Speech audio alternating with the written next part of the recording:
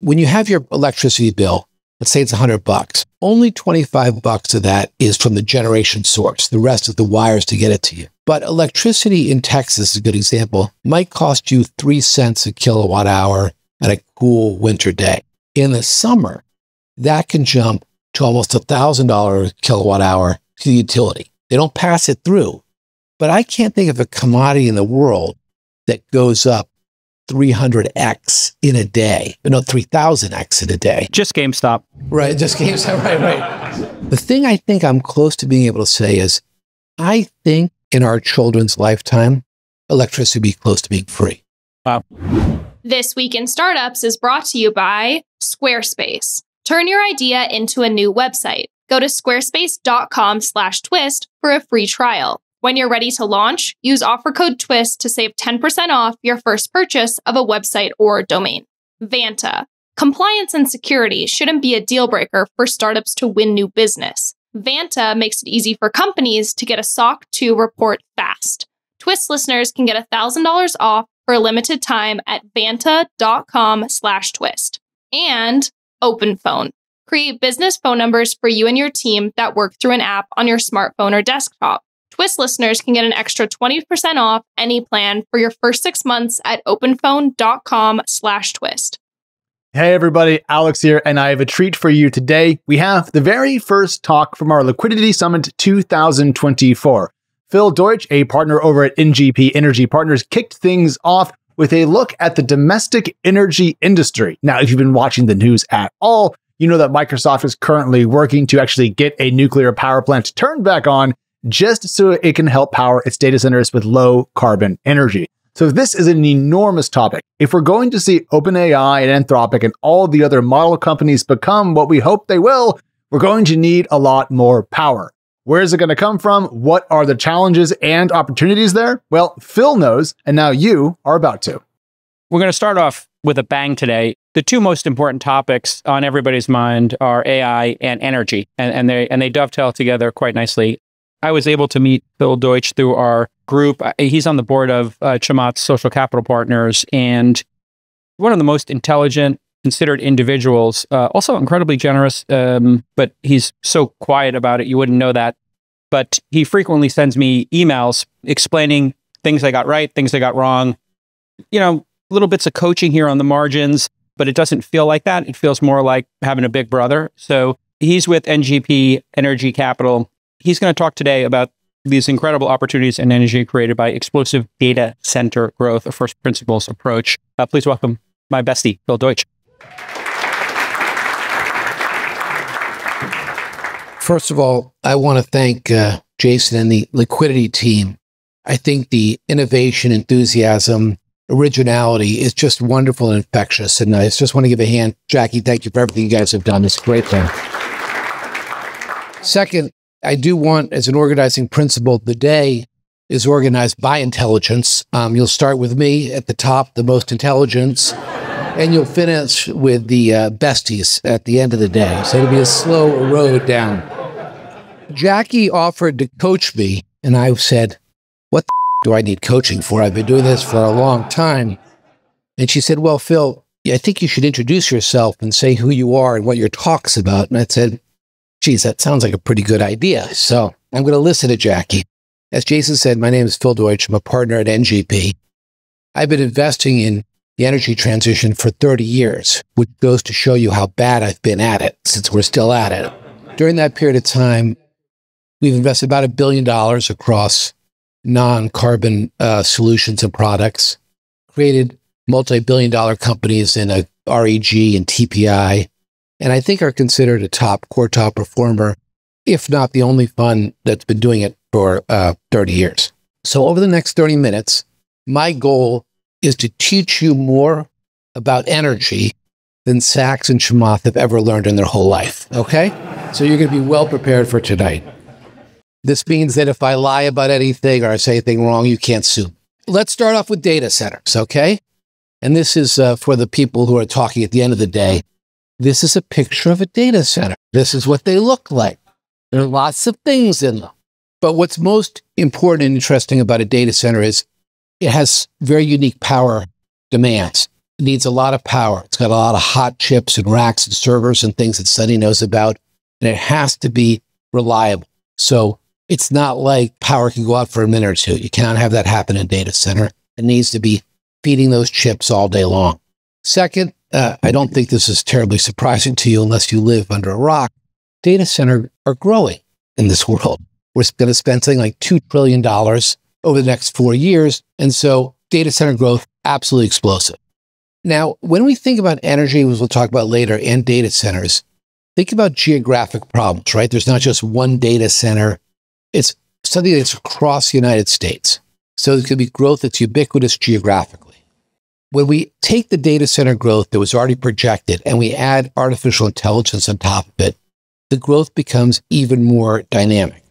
So here you see a slide that shows you power consumption of a Google search versus an inquiry under one of the models that Sunny will talk about later. And it's about a 10x increase for artificial intelligence. So we're asking more and more of our data centers. Data center scalers and producers are not sitting idly by. Everyone's trying to meet this increased power demand. They might do it at the chip level. So here you see the NVIDIA power consumption on the left, or the racks themselves. So everything is beefing up to meet the increased demands of artificial intelligence. And so when you look at an absolute chart of data center growth, it's enormous. 3x increase in the demands that data centers are going to put on our energy systems. Now, just to put that in perspective, basically during our lifetimes, electricity growth in the United States has been about 0%. Because we get more and more efficient, more urbanization, we haven't needed more electricity demand. But the increase just from data centers alone, plus EVs and others, is going to change that growth rate on the right-hand part of the slide from 0 to 2.4%. Now, that might not be a lot, sound like a lot when we have companies growing at 20 or 30%, but think of the base of this. We're talking about total U.S. electricity demand. Every single way we use electricity, we're going to now see unprecedented growth. So we're seeing technology drive unique demands on electricity generation in the U.S. So what we walk away from this section saying to ourselves is huge growth in data centers, fueled by artificial intelligence, and the dramatic size of it is enough to increase the overall demand for electricity in the United States. It's a very, very big deal.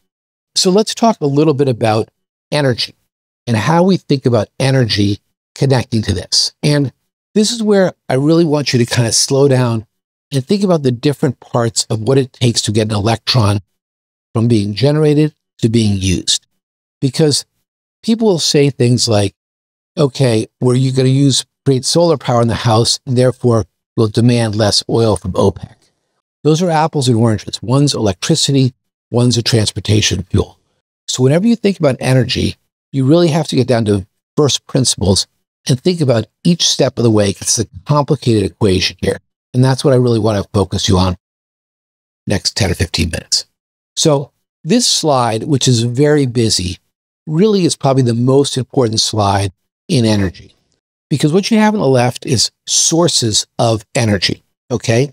And here when we mean energy, we're not talking about electricity, we're talking about energy.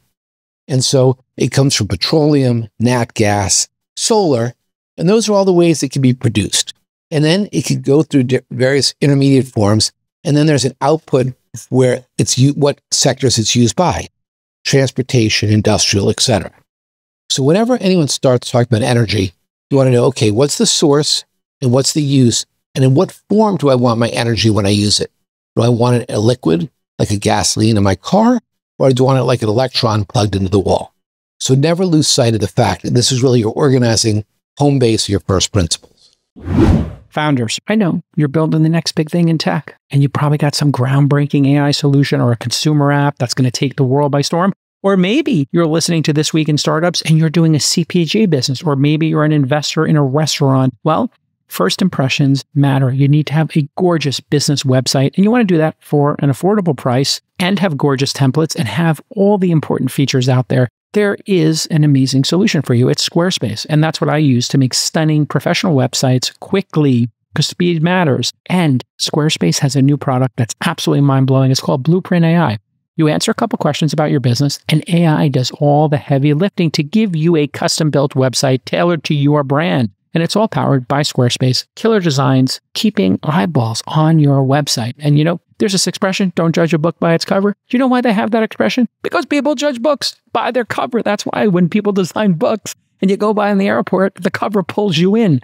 Same thing with your website. Beautifully designed templates are waiting for you there, as is the Blueprint AI. Plus, you get built-in analytics, SEO, e-commerce tools. So when you invest in a Squarespace website, you get all of those developers, designers, and brilliant people at Squarespace behind your business. Go to squarespace.com/twist to get 10% off your first website or domain purchase. And when you're ready to launch, again, go to squarespace.com/twist and get that 10% off your first website or domain purchase, squarespace.com/twist. Now, when we talk about data centers, we're talking about electricity. So we can go from energy, which could have been oil, gas, to electrons, okay? So you have to generate those electrons somehow. And here you see the various forms of electricity generation in the United States. What's really interesting from this slide is coal is dying, nuke stays about the same, and renewables have been the highest form of growth over the last 5 or 6 years in the US and globally. So the thing that gets added the most is renewables, and it does so at the cost of coal. Now, just like data centers are geographically distributed, so too is electricity generation. You have generation all across the United States.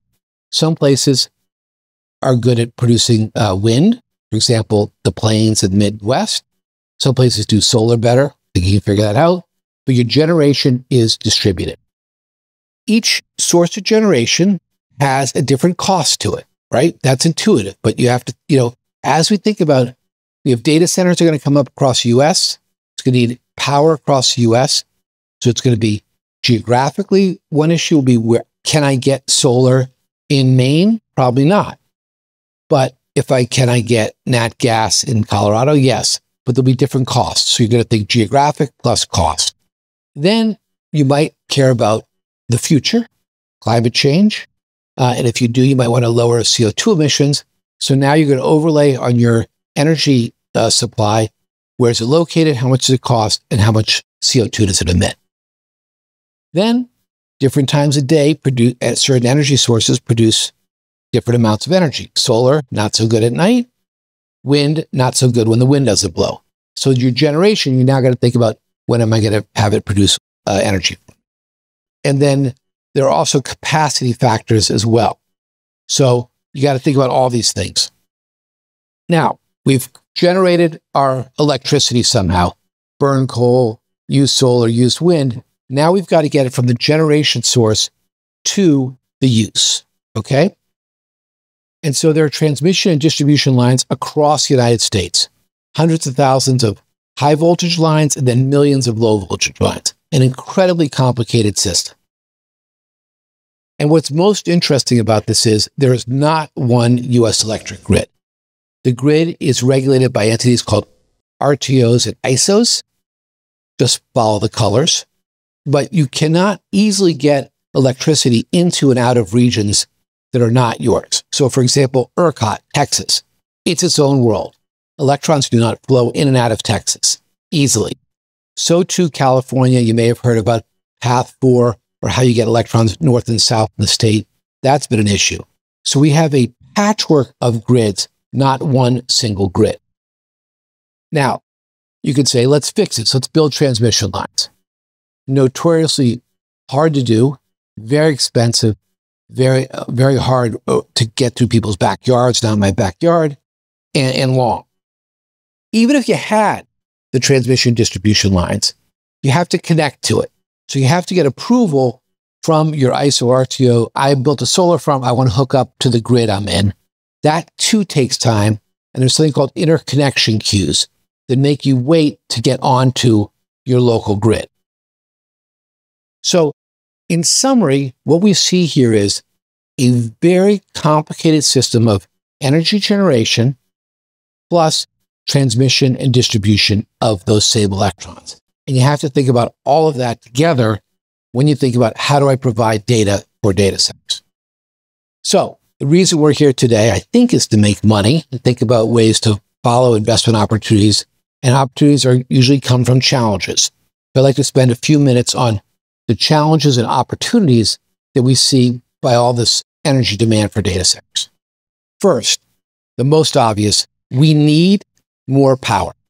So things that are going to produce power and electrons are an obvious win for the US and the world in the next decade or two.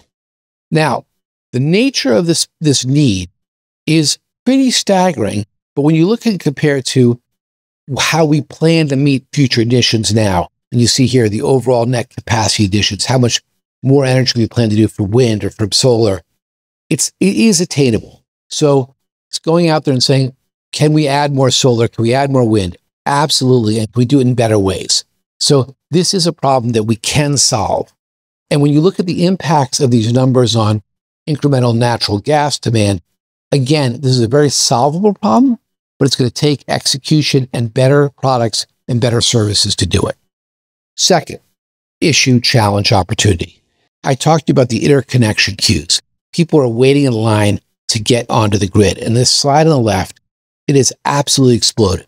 So this is basically how long is it? I'm at the deli. Jason, this way. We're in a deli in New York, Katz's. In New York, I got a number. My number is 3,000,001. A long time till I get pastrami. No bueno. So we got to get on the grid as fast as we can. That is, in some sense, a regulatory problem, which people like us in the room don't like because that puts time in the hands of bureaucrats, makes Gurley insane. So we want to try and avoid that. And two ways you might think about avoiding that are, one, distributed energy, right? If I produce power on site in the data center and I don't touch the grid, I don't have to get in line to queue up. But the amount of power I need at a data center and the reliability I need make that a non-trivial. But it's still a pretty smart idea. You may have seen that Amazon did a deal to buy power kind of directly from a nuke that was next door to a data center. That's a way to try and cut in line and not have to stand in this queue. The second thing that's really interesting is a virtual power plant. And by that, we mean you take a variety of supply and demand resources in an area and you connect them using software. So for example, at a peak energy demand, I may reduce my load in one place so that another place can use it. Or I may use backup generators that are sitting on site at this hotel and use it to control for other purposes. So you kind of create a network. And if you can do that, you might be able to avoid going to the grid. So these two ideas, you can go down those wormholes later, of distributed energy resources and virtual power plants are a way to avoid the interconnect issue. Now, this is an absolutely fantastic statistic done by Morgan Stanley. Right now, people like Sunny are so hungry for electrons to run their data centers and their AI products, they will pay twice as much as prevailing electricity rates to get it faster. They want the electrons today. So imagine if you all are attacking a market where the incumbents are saying to you, I will pay you 2x over today's prices to get me this stuff. So that's a lot of fat to really go after with new business models. So speed really is incredible value to these data centers. Finally, this is not finally, but this is a little geeky, and I'm sorry for the kind of complexity of the slide. Transmission, as I said, is very bulky, hard to build. And because of that, we have congestion in interconnection queues. And that leads to pricing differentials that are inefficient at their core. That is, if the grid was as fulsome as we wanted it at a peak moment, there wouldn't be pricing differentials caused by the transmission. You just can't get enough electrons through the pipe. Think about it that way. So when you look at these colors and these price differences, what they say to you is there's an inefficiency going on that can be exploited if I could figure out how to debottleneck the grid or go around it. So this is another way of saying the extent you think of businesses and ideas that can get you out of the congestion of the grid, there's huge opportunities to make money here. One way to do it that's a shortcut is you can trade electrons.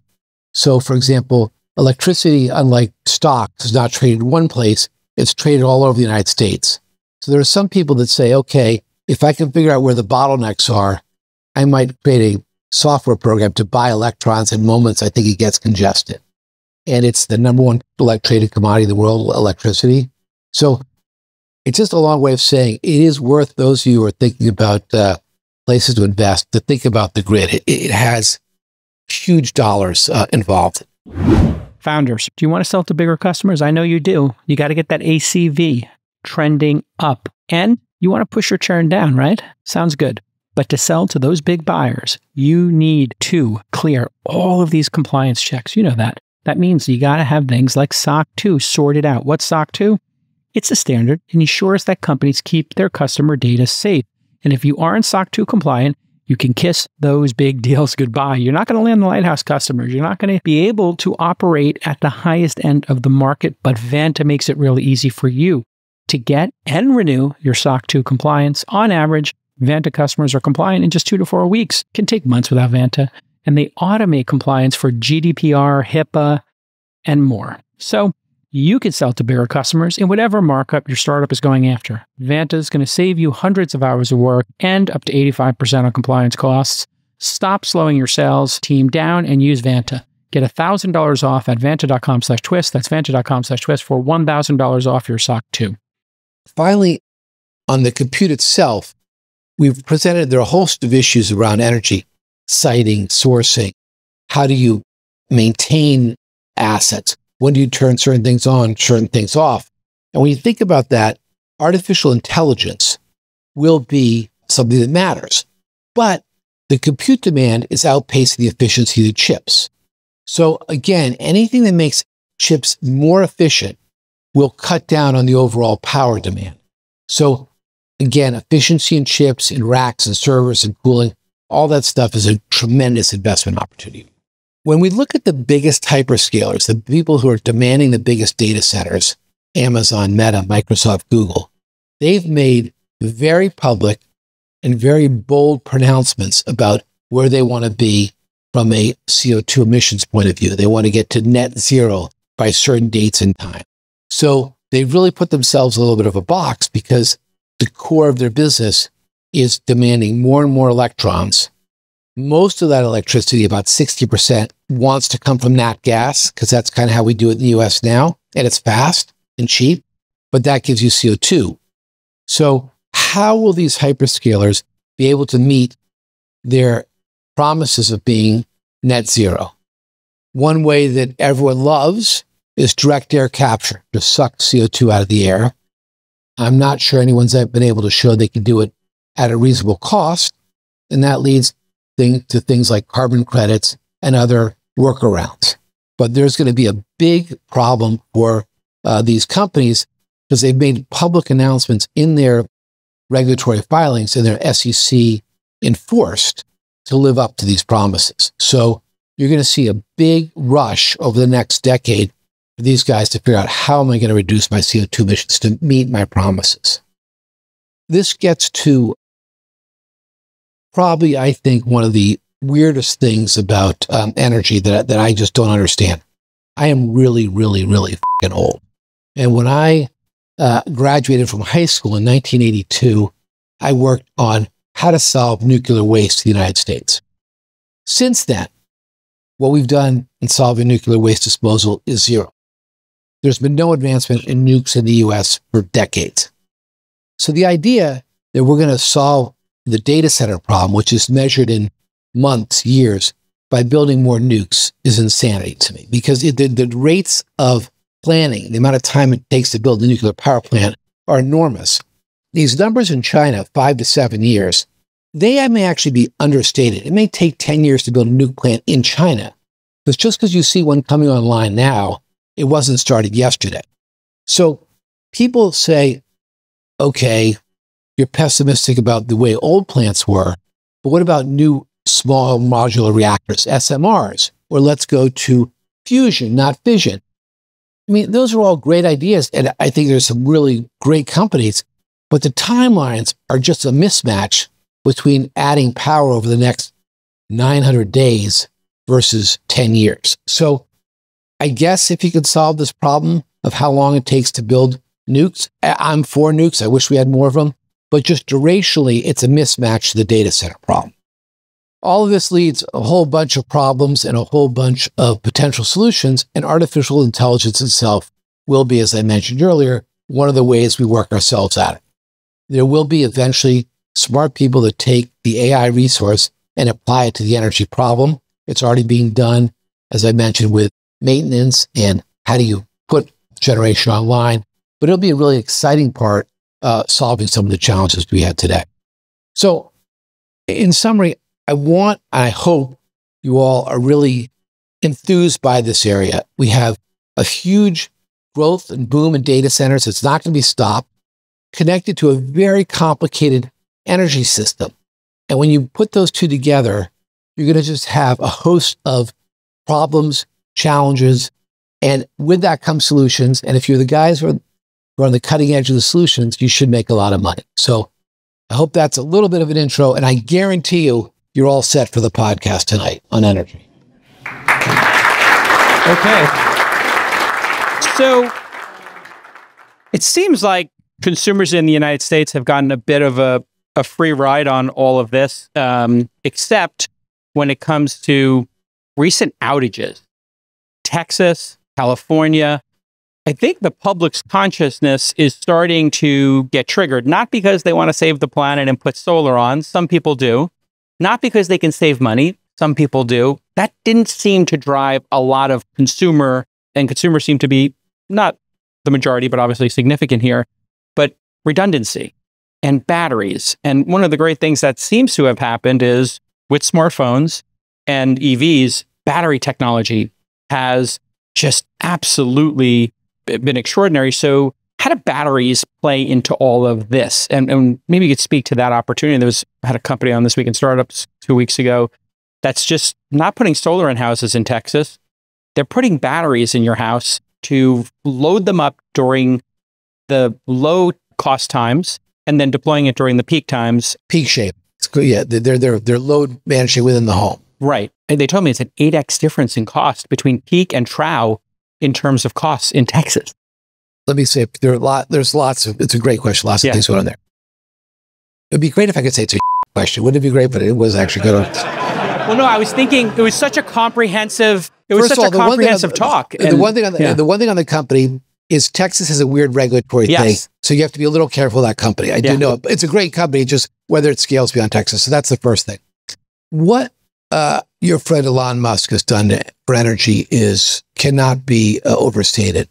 Think about a home that has a Powerwall in it, a Tesla, and solar on the roof. That home now has a mobile battery that is of significant size. And that allows for things like, okay, I'm not going to use as much electricity at the highest peak rate. I can store it. I can move it. And I believe the projections are in about a decade, there'll be more power in electric vehicles than there are in nat gas power plants at a certain moment in time. So you are right. It is going to change everything because we've never had that size of battery at our house. And I think it's only the Lightning, Sonny used to be at Ford, that allows bi-directional where you can plug in. But soon every car will. Is that right, Sonny? Cybertruck has, yes. We have one outside. So that's going to change everything, Jason. And one of the neatest facts is when you have your electricity bill, let's say it's $100, only $25 of that is from the generation source. The rest is the wires to get it to you. But electricity in Texas is a good example. Might cost you 3 cents a kilowatt hour on a cool winter day. In the summer, that can jump to almost $1,000 a kilowatt hour to the utility. They don't pass it through. But I can't think of a commodity in the world that goes up 300x in a day, but no, 3,000x in a day. Just GameStop. Right, just GameStop, right. So a battery allows you to arb GameStop. So that's a long way of saying there are a lot of great things there, but they're all true. All right, everybody, I'm on the road. I mean, all the time, right? And that means I am always juggling phones and laptops, apps, all these different services I use.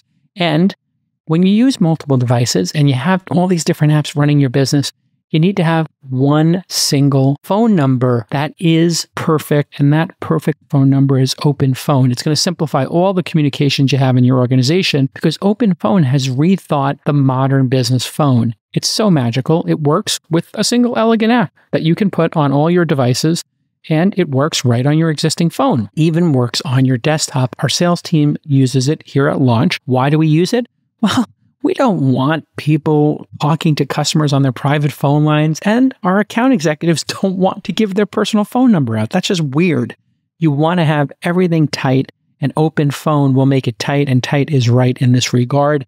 Shared phone numbers are also awesome for things like customer support, or when we run events, we like to have a field phone number. So, hey, if you're a VIP and you're at the Liquidity Conference, just call that number. OpenPhone is super affordable. It's just $13 a month. Twist listeners, get an extra 20% off because they got you covered. OpenPhone.com/twist. And what if you got an existing phone number? No problem. OpenPhone's going to port them over at no extra cost. Head over to OpenPhone.com/twist to start your free trial and get 20% off. We'll take one question from the audience. If anybody has a great question. We used to hear about the demands of blockchain and crypto, and so that seems to have gone away with the demands of AI. And so I'd like, maybe you can sort of talk about where you see that going and the demand. And then when you talk about software solutions, are you talking like solutions like Power Ledger, things where they're doing peer-to-peer trading? So first on the crypto, I've never understood the focus on crypto power usage. For example, let me give you an example. Let's say you wore Laura Piana sweaters. I don't know, but I would guess that the energy used to knit and make a Laura Piana sweater is 100x a J. Crew sweater. But we don't do it there. So there are lots of things in life. I bet the best wine has more energy in it than the worst. So I think there are lots of things in life that improve with energy use. And for some reason, we say, I want to know how much it costs to make a Bitcoin. I'm okay with that, but then let's do that with everything. So, but you are right that with the other power usages, there's been less focus on it. Now, there's one really neat thing about Bitcoin mining, and maybe data centers too. And this goes to inference versus training, which I don't really get. Sunny does. If you could stop using your power at key times, as I mentioned, it's very valuable, particularly in the state of Texas. And the crypto miners can do that because they're making a straight trade. So they've become very good, and you've probably read about the swing capacity to turn down when the electricity. And maybe you can do the same with data centers. So that'd be another example of a software that would shut you down at key moments. But yeah, peer-to-peer is one. So in the United States, EV adoption has stalled out right now at about 10%. And the U.S. government has put a few $1 billion at this problem. And it's been a couple of years, and they really haven't built out the charging infrastructure. Why do you think that is? And do you think we'll have the infrastructure to hit about 50% by 2030 in the United States? Yeah. Today, I don't think I ever mentioned the word government. And, there's a $2 trillion government program called the Inflation Reduction Act. I've lived in Washington for 30 years of my life. And the less I think about government, the happier I am. I'm not against it. I just don't, our funds are 10 years in duration. I can't count on policy one way or the other. I think every advance in energy, whether it's solar or electric vehicles or anything, is because technology has improved and a product's been created that people want. And I think that's going to continue to happen with EVs and chargers. And so I have utter confidence that no matter who's president, who's in Congress, that the forces that are creating energy transition in the United States, whether it's avoiding blackouts or whether it's reducing carbon, whether it's driving a Tesla because it's better than a GM Saturn, whatever they are they're not stopped. They are inevitable.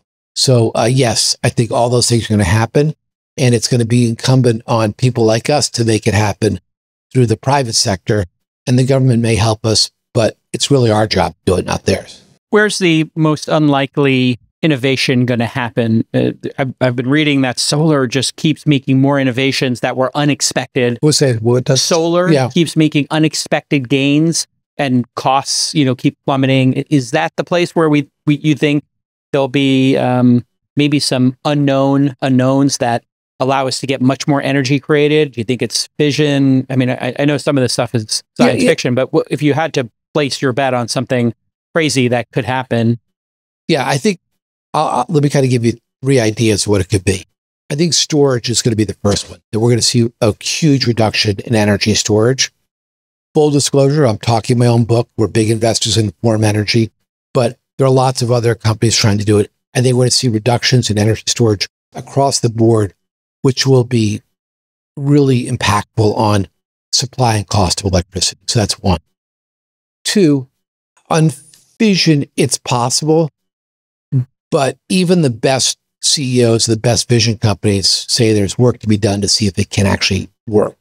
So yes, that could surprise us, but that would be a surprise. The third thing that I'll say is, whenever I fundraise, I always tell every LP, I guarantee you there'll be a blackout during this fund. There's always a blackout somewhere in the United States and the grid, as you pointed out. The thing I think I'm close to being able to say is, I think in our children's lifetime, electricity will be close to being free. Wow. Because there'll be so much solar, so much wind, and so much storage that will really drive it down, like Wi-Fi, right? When Wi-Fi first came out, you had to pay for it. When electricity first came out, you had to pay for it. Now we get free Wi-Fi, free electricity, don't even think about it, with our cup of coffee. So I think you're going to see that at a whole scale. And it goes negative sometimes in the country now. So it's not the most absurd thing for me to say. This has been amazing. Give it up for Phil Deutch. Thank you, and great ending on a super positive note. That gap that Phil mentioned between how fast we can build data centers and how fast we can build new electricity generation capacity, I think explains why we're seeing so many modular nuclear reactor startups, one of my favorite niches out there. Anyways, before we go, I do want to thank the sponsors from the event that Phil's talk came from. That was Forge Global. They do a lot of secondaries trading. I'm sure you've heard of them. Vensure, which provides end-to-end solutions for payroll, HR, benefits, and risk management. And then finally, Eventus Advisory, a quote leader in on-demand finance and accounting support. They help put on the show. We appreciate them. We appreciate you. And we'll see you back on Twist real soon. Bye.